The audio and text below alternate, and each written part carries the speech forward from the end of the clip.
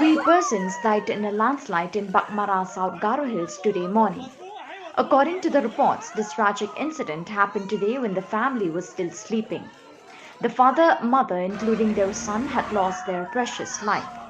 They were living in a rented house in Baghmara. As per the reports, in some places, water has entered the houses of those living near the banks of Samsung River. Scores of cars also submerged after the rains. The flood and landslides occurred in some parts of southwest Khas Hills, including Mohaskola and Gila Gora.